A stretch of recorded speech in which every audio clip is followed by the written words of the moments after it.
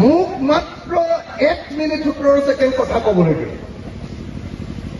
1 minute 17 second হলে কি হ'ব? মই পিষ্টলে গুলি মাৰো, খুটুক খুটুক খুটুক খুটুক মাৰি থাকো। মাৰি থাকো, সেইটোতে শ্ৰীমন্ত পাগলা হৈ যায়। এই 2 ঘণ্টা মোৰ ওপৰত ভক্তি থাকে। 2 ঘণ্টা একদম একে প্ৰতিছেকেণ্ড চলাই থাকে।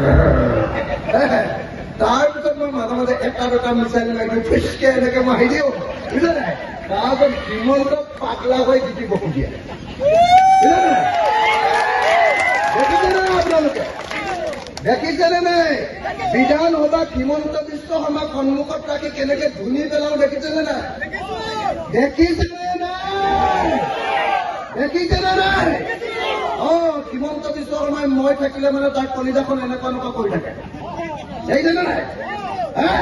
সেইকাৰণে মোক এতিয়ালৈকে এই বিজেপি চৰকাৰে 36 বাৰ জেলত দিছে। 36 বাৰ। 36 বাৰ জেলত দিয়াৰ পাছতো এতিয়ালৈকে একবাৰো মই হিমন্ত বিশ্ব শৰ্মাৰ ৰঙা চকুলৈ ভয় কৰা নাই। মই হিমন্ত বিশ্ব শৰ্মাক বিধানসভাত ৰঙা চকু দেখুৱাই সদায় কওঁ যে হিমন্ত বিশ্ব শৰ্মাক আপোনাৰ নিচিনা 2 নম্বৰী মানুহ অসমত কেতিয়াও জন্ম পোৱা নাই। ৰাইজ, মই আপোনালোকৰ ওচৰলৈ আহিছো স্পষ্টকে এটা কথা কবৰ কাৰণে, বেলেগ একো কাৰণত নহয়। 2026 চনত অসমৰ পৰা বিজেপি চৰকাৰখনক খেদিব লাগে। কংগ্ৰেছ বোলা বস্তুটো এৰাব নোৱাৰা, এৰিব নোৱাৰে, কিন্তু এৰাব নোৱাৰা গণ্ডগোলীয়া মানুহ বুজা নাই? লগত নিনিলেও নোৱাৰি, তেতিয়া অকলে আমি দেখিবগৈ নোৱাৰো, কাৰণ আমাৰ এতিয়ালৈকে সংগঠন হোৱা নাই পুৰা, হয়নে নহয়? কংগ্ৰেছৰ সংগঠন আছে, কিন্তু কংগ্ৰেছৰ সংগঠনটো আমাৰ মতে খাওঁ খাওঁকে ৰৈ থাকে। এই আমুকৰ পকেট মাৰো, আমুকৰ আমুক কৰো, আমুকৰ ভুচুক কৰো, হয়নে নহয়? সেইকাৰণে মই কৈছো 2026 চনত কংগ্ৰেছক অকলে নিজিকাব, লগত অখিল গগৈক দি দিয়ক। এতিয়া গৌৰৱ গগৈ বা ভূপেন বৰাই খাওঁ খাওঁ কৰি থাকিব নোৱাৰে, মই ডিঙিতে ধৰি দিম। মামা আৰু চাচা, এই 2টা মানুহক একেখন চকীতে বান্ধিব লাগিব, হয়নে নহয়? গামোচাৰে এনেকে চকী এখনত বান্ধিম মামা আৰু চাচা, তাৰপিছত আমি ৰাইজে এনেকে এনেকে হেল্ল' কেইচাত কৰি থাকিম। আৰু তাৰপিছত এনেকে কৰি একদম ব্ৰহ্মপুত্ৰলৈ গৈ দিম। 2টাই গৈ গৈ গৈ গৈ বাংলাদেশত যি পলিটিক্স কৰে কৰক, অসমত নালাগে আৰু সিহঁতক হৈ গ'ল। চব মোক লগাই নি মোক কাপোৰ চাপোৰ খুলি চব চালে, চাই লৈ দেখিলো যে ইয়াত ক'তো বন্দুকো নাই, গুলিও নাই, অকল নোম কেইডালমানে আছে।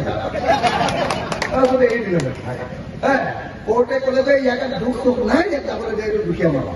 এনেকে চৰকাৰ যেতিয়া আমি গঠন কৰি মোক 36 বাৰ যেতিয়া জেল দিছে, হিমন্ত বিশ্ব শৰ্মাক মই 380 বাৰ জেল দিম।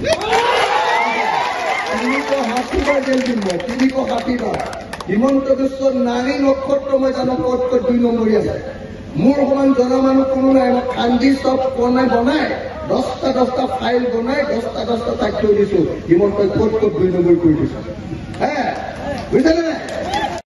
আজিকালি আকৌ মোক মাজতে কৈছিলে বোলে তই আকৌ যাব লাগে। বোলো ভালে লাগে, মই বহুত দিন জেললৈ যোৱা নাই, 4 বছৰ হ'ল, তাকো বেয়া লাগি আছে। বুজিলে নাই? 36 বাৰ জেল গৈছো, আৰু কয়দীবিলাকেও মই গ'লে বিৰাট ফূৰ্তি পায়। ইয়াত অলপ আগতে মই কয়দী লগ পাইছিলো, খুব ভাল। ই কৈছে ছাৰ আপুনি যাওঁতেই অকণমান নগাঁও জেলত ভালকে খাবলৈ পাইছিলো, নহ'লে খানাটো খুব বেয়া লাগে।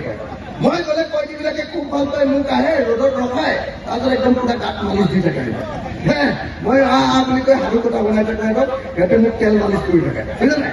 আৰু ভাত চাত আদি কানি খুৱাই থাকে, মই একো কষ্ট চষ্ট নহয়, মই এজনী ফূৰ্তিহে থাকো, আৰু খুব ভলীবল খেলো, বুজিলে নাই? সেইকাৰণে মই জেল ফেল এইবিলাকলৈ ভয় নকৰো। মই হিমন্তক সদায় এনেকে বুঢ়া আঙুলি দেখুৱাই থাকো, দেখিছে নাই? মই কওঁ হিমন্তক, মই কওঁ তোমাৰ নিচিনা 1000টা জন্ম হ'লেও অখিল গগৈৰ লগত কাম নাই, এনেকে কওঁ। কাম নাই,